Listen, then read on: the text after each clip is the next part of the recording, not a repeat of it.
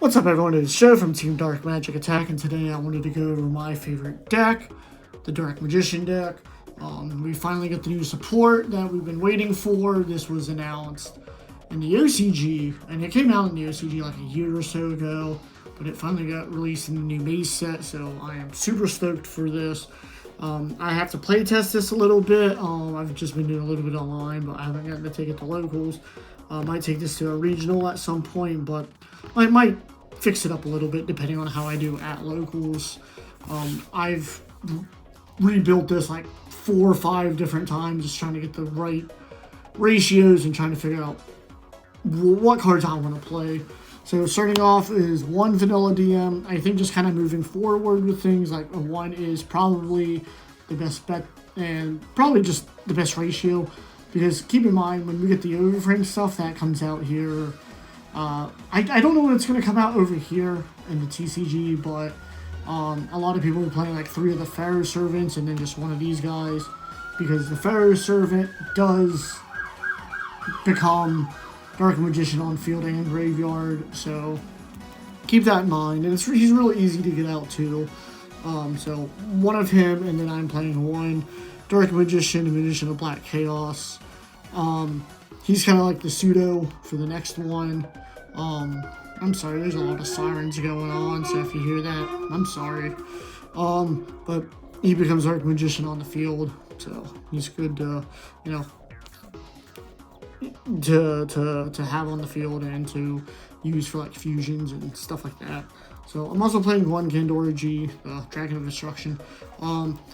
I was playing without him, and then I just kind of missed having that out the things, you know what I mean? Like, you know, I'd have Shining Sark on the field, and then like I didn't really have anything to search really, because like either the Magician Girl was, you know, used or banished, or like I didn't really have a need for, like, having him is kind of nice. Then you can just like blow up the board, especially like if he's on the field. It's no big deal because he comes back if if there's a level 5 or higher monster on the field, and when he's destroyed, he can bring himself back.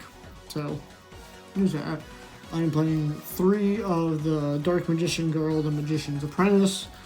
She becomes Dark Magician Girl on field, so just keep that in mind, especially like if you're trying to use cards like, you know, Soul Servant and things like that. She's only on the field, not in the graveyard, so that kind of sucks, but even still, that's not a big deal.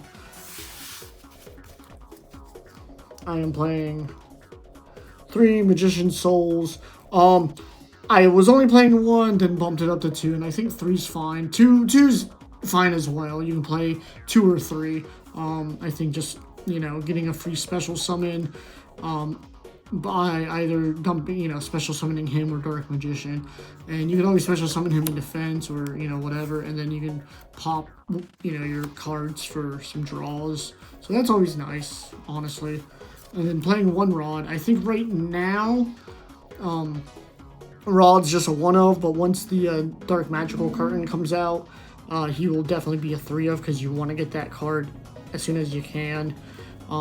So I think for now he's a 1, but soon Blue Boy will be a 3 of again. 2 Illusion of Chaos. This is basically just a search for your Rod or your Magician Souls. I am playing 2 Barrel Dragon. I am playing the Primite Engine in this as well. I think it just kind of gives it that extra oomph that Dark Magician needs in the meantime. But playing 2, 1's okay, 3 I think is too much, but 2 is pretty good because he's pretty recyclable. And then, you know, I am playing 3 Lordly Loads in here, so I think the 3-2 ratio is important. So like you can play 3 of him and then 2 Loads if you want, but and I just think that's fine. I think the 3 is just a little too bricky. 3 Fua, and I am playing 3 Ash for the hand traps, which I think nowadays is just kind of pretty standard with everything. Moving on to the spells, I am playing 1 Circle, 1 Secrets, which is just basically the fusion card, or Ritual, depending on, you know, how you play. I am playing 2 Soul Servant. Disclaimer, like, I'm only playing this. This is basically to get, you know, recycle a couple cards from graveyard, or, you know, you can use this to stack your deck with whatever you need. But playing 2, and as I said earlier, remember Dark Magician Girl, the Magician's Apprentice, is Dark Magician Girl on the field. So if you have her on the field and you have like Dark Magician Grave or something, remember to make sure you use this and banish it to get a draw 2 before you end up, linking off stuff and whatever. Because she's not Dark Magician Girl in Grave, so just, keep that in mind. You can still get a free draw with her. Same thing with Magician Salvation. When she's summoned and you have Dark Magician in Grave, you can special summon Dark Magician. So I am playing 2 of the Gaze of Timaeus. This card's nuts. I still think Dark Magician still kind of gets a cruddy end of the stick with things. The only thing I don't like this is the card that you summon banishes itself during the next turn. So it kind of sucks, but also, getting a free Dragoon out, you can't really complain. And especially if you shuffle back the vanilla, you get a free pop and stuff on your turn. So, also it kind of balances out, so, not everyone just throws this in the deck and it becomes, Dragoon gets limited or banned and all that crap. So, as much as, I have an issue with it, this card's amazing, so I'm not going to complain about it. So, yeah. 2 of those. I am playing 1 Prep. This is basically just to search for Legion of Chaos. And then 1 Future Silence to search for a Shining Sark monster. And then, speaking of Shining Sark, I'm playing 2 Shining Sarks. And like I said, that 3-2 ratio is kind of like what I like in my builds. Because if I have 3 of these and, you draw 2 of them, you can't really do a whole lot. And then, expecting another one in your deck somewhere. And I'm playing, a couple extra spells. Some people aren't even playing Future Science. Some people aren't even playing Prep. I'm playing these because, remember, with the new Dark Magician of Destruction, you need to use a spell card. So, even if they get negated or ashed or whatever, you can still, you still fulfill that requirement. So you use Prep, and then if they ash it, that's fine. You still activated it, and then you can go ahead and, proceed with your summonings and stuff like that. So I am playing 3 Lordly Loads. Once again, 3-2 ratio I think is good. 1 Roar and 1 Drill Beam. I don't know how I feel about Roar. I am playing the 1 Vanilla DM, so keeping them in Graves just kind of eh. So I don't know if I want to take out Roar and throw in something else, which I ultimately may. I don't know yet. But I'm playing 1 Eternal Soul and then 3 Imperms. And I think that's pretty standard with the Imperms anymore. But like I said, I don't know. I might play around with it a little bit. If anything, I might take out the Salvation package, Salvation Circle and Eternal Soul, and maybe put Drolls or something in. I don't know just yet. I haven't really gotten to play this in person.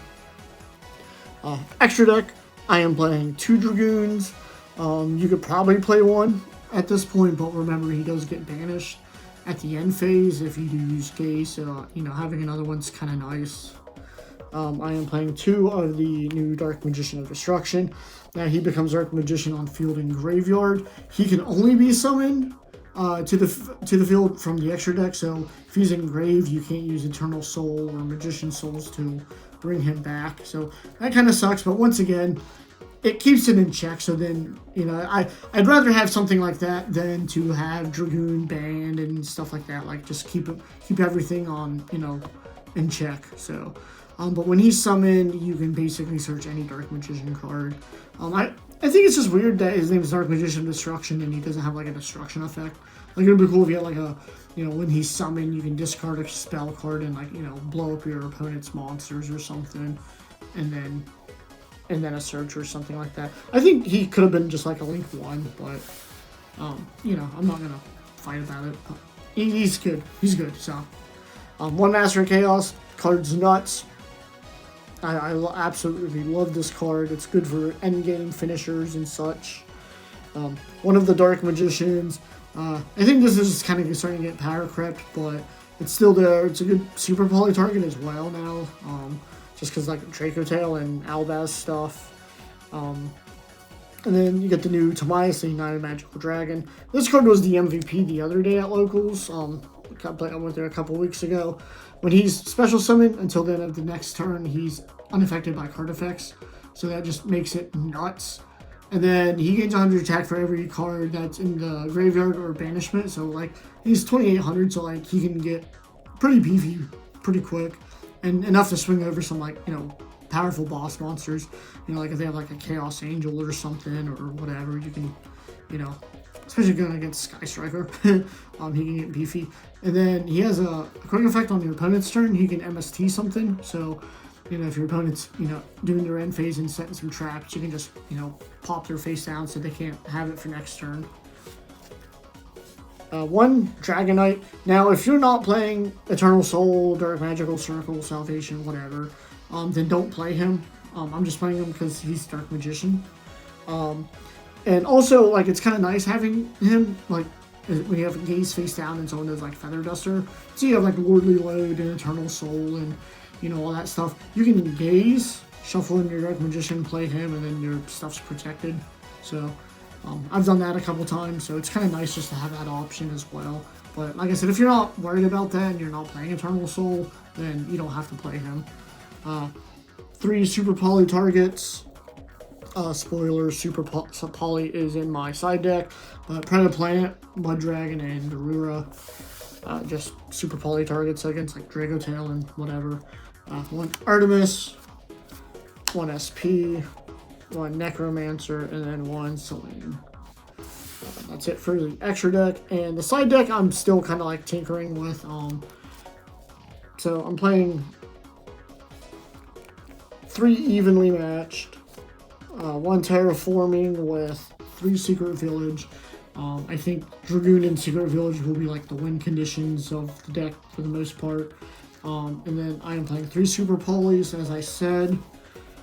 2 Raigekis, just like a board breaker. Lightning Storm's good, but I think Raigeki, I mean, you can just blow up the board. And then 1 Feather Duster, and then 2 Drolls. And that's pretty much it for the deck. I'll go over a couple combos here, or just basically the 1 bread and butter combo that I'd like to go over here. So let me grab all the stuff I need really quick.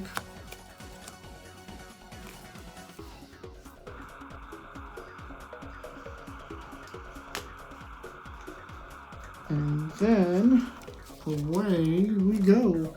Okay, so to start things off, you want to either have this in your hand or you want this in your hand. One or the other works, because this will search for this, this can search for that. So either way, so if you start out with her, and what's even better is if you have this in hand, because you get a discard 1 to special her. Okay, then you grab this, activate this, and then you can either grab your Dark Magician or your Gandora, depending on whatever. I would always go for him first. I think Gandora is just more of like the end board thing. So you can special him. I mean, it doesn't matter if you do it or not. It's whatevs. At that point, you fulfill the requirement for Dark Magician of Destruction, spell card, level 6 or higher spellcaster, so you can banish her. And then you can summon your Dark Magician of Destruction. And depending on where you go from here is up to you. You can grab any Dark Magician card. You can grab any of these. You can grab your Eternal Soul. You can grab Salvation, whatever. You can also grab monsters, and you can grab your Rod. I would say, like, at this point, if they have not ashed anything, I would go for Rod. And then normal your Rod to gain, you know, access to whatever, which we'll go with Gaze and Tobias here. Add it to hand. Because you could get Gaze with this and just call it a day, but I think having just that extra extender is nice. So then, you know, if you have their plays, you can, you know, play if you have a Searcher card or whatever, that's fine. But then you can link him off for Artemis, because so link him off for Artemis. I can bring this stuff down for you guys. Now, the reason why I do that is because if you activate a spell or trap on your opponent's turn while Rod is engraved, you can tribute a spellcaster and then add Rod back to hand. So that's mainly what she's for. So we're kind of set up, and then once again, you can, use this. Before I, banished, you would use Soul Servant, whatever. Like, there's so many different variables you can do now, but I got my gaze face down, say I want to play my circle, whatever. So now, you're pretty much set. So on your opponent's turn, say they're drawing and say they're activate, whatever, you can activate your Timaeus, and you can shuffle back any one of these guys, because they're all Dark Magician. He's only on field, but these are both on field and graveyard, so you can shuffle back him if you want. Or if you want to, shuffle back him, so then you can search him out next turn with Shining Sark. Go for it. And then that lets you get Dragoon. That lets you get Dark Magician Dragonite. Then you Timaeus. You can even get Master of Chaos and then bring, your Dark Magician back when he's special summoned. Like I said, there's so many different options, and it's super exciting. But, we'll just go with Dragoon here. Now, keep in mind, he will get banished at end phase at the end of your next turn. So, you go through everything, your opponent, you can negate whatever. And then on your next turn, you got him. You can pop something, depending if you use the vanilla or not, whatever. And then you can just, link these off for SP or something. Or if you really want to, you can get Selene out. And then you can bring back your Dragoon if you want, depending on how many spell counters. Or like I said, if you have a way to get Master of Chaos out, you can bring him back. So, that's pretty much the bread and butter combo of everything. That's kind of like what I go for. And depending on how you build your deck, that's totally up to you. I think however you want to play it is, fine. You can play pure Dark Magician. You can play the Ready Fusion engine, which is basically just 3 Ready Fusions and a sandwich, or 2 sandwiches, whatever. Pay 1,000 life points. Actually, I have a sandwich and Ready Fusions in here, just in case if I ever needed them, depending. But, yep, there's sandwich and Ready Fusions. So, there you go on that. You can play the Diabella Star stuff, which is a good option. I think the Diabella Star stuff's like the better engine for everything, but I think for me it's a lot, and I'm pretty dumb at times. So I think the Shining Sark's more of the cut and dry in that, and I've played Shining Sark for a long time, so I just understand all the combos. Diabella Star, I've never really I have all the cards, but I've just never gotten to the point where I'm familiar with it, and I think this is kind of like the middle ground. Like Ready Fusion's the easiest. Basically get Ready Fusion, get Sandwich, Banish Sandwich, and then you get your D-Mod out. Shining Sark's a little more, you have a little bit more combos. And if you wanted to add in the Silent Magician and Silent Swordsman and whatever, that's fine. You can take out the Primate engine and just add in a Shining Sark deck, basically. So that's totally up to you guys. But don't forget to like, share, and subscribe. Let me know what cards you're excited for in the Overframe collection. I am super stoked for the Dark Magician stuff. I think once that comes out, it will put Dark Magician finally on the map. I think that's just what it needs, especially the Dark Magical Curtain. That card's nuts. I forget 100% what it does, but basically it's a quick play. You can activate it. You and your opponent can special summon a Dark Spellcaster from your deck to the field, and then if you special summon Dark Magician or Girl, you can, I think, add a spell or trap that mentions it to the hand. I don't think it's a monster, so I think it's just spell and trap. But you can activate that in your standby and avoid draw, so that's nuts. That's why Rod would be a 3 of, just to make sure you get that. And then Pharaoh's Servant is a good 3 of, because he becomes Dark Magician on field and graveyard.